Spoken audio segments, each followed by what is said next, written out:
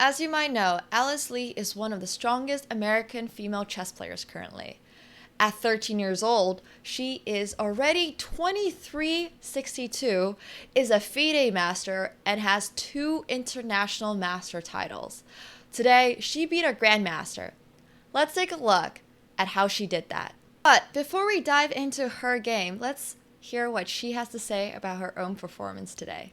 For the first round, I was sort of just playing the game. I didn't like prepare too much before the round, and he played the Dutch, which I didn't look at. And then he sort of outplayed me, but I had like a bit more time. So in the end game, even though he was like winning, I feel like after that, like it wasn't so easy, and I was able to like create counterplay. So I wasn't sure I was winning until like a minute before the game ended. So I was like really happy after I was able to win. Yeah, so that's basically the first game. I really don't know how Alice does it. She's an amazing chess player and she is already so well spoken. Well, we are going to be taking a look at her win against Grandmaster Bogdan Diak. We are on a must win situation to go to the playoffs for the Archbishops. So let's take a look at how this 13-year-old FIDE master ends up beating Bogdan Diak. Now I'm worried I'm mispronouncing his name. But he is a grandmaster anyways. So regardless, the guy's like 300 points higher rated than Alice. It's probably just a really good game. Let's take a look. I haven't seen the game yet. Playing the Dutch as black is always an adventure. I think I've told you guys about this, but the Dutch is like an opening that you play if you're trying to go for a win or something at least a little bit spicy as black. So I assume Bodan is actually just going straight for a win as the first game of the day. I'm not really familiar with all the Dutch theory here, so I'm just going to go into the middle game. E5, d takes e5, d takes e5, pawn to a3, e4, b4, queen d8. Oh, and they go straight into the endgame. Well, okay. I like to say that this is an endgame, but technically it's just a queenless middle game. So I guess they go into this queenless middle game.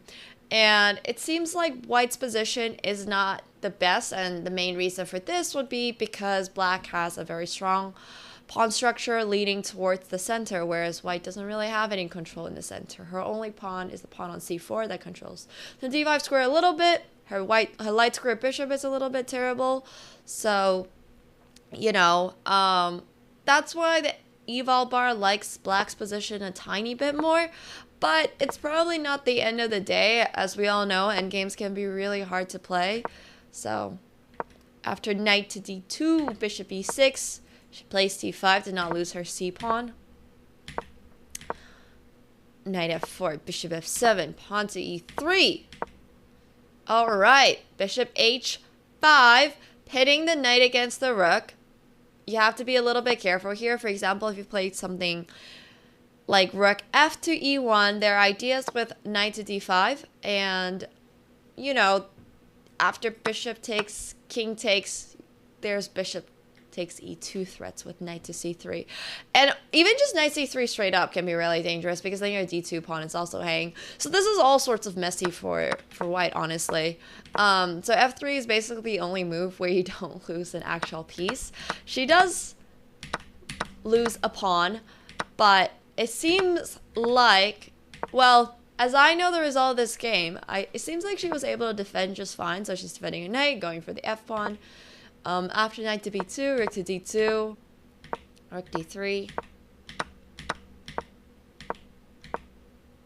knight f5, going to go for the b7 pawn perhaps.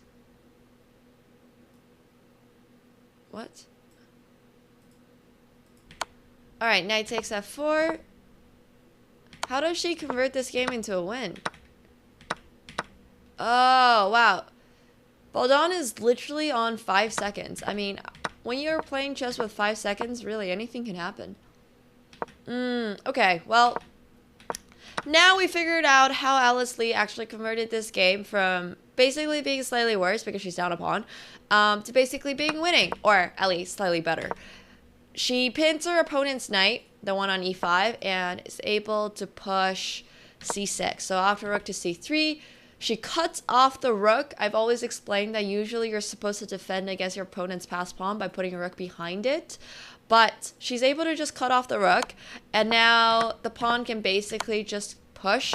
And as long as she doesn't put her king on d2 or something, where now all of a sudden, actually that's not even true, because you can just promote into a queen. It doesn't matter. This knight is still pinned, so there's just basically no way for black to defend the promotion square, and her opponent's just forced to resign because she's going to get a queen next move. It's been super fun being the team captain for the St. Louis Archbishops. My team has played absolutely amazing. We've had an extremely strong team with the likes of Fabiano Caruana, Alice Lee, Benjamin Bach, and Nicholas Theodoru. I'm so excited to be going to the playoffs, and I hope you guys are as well. So make sure you are going to support us when the playoffs start for the Pro Chess League in May. Thank you guys so much for watching this video, and if you haven't already, please make sure you're smashing that subscribe button. I would really like to hit 100K.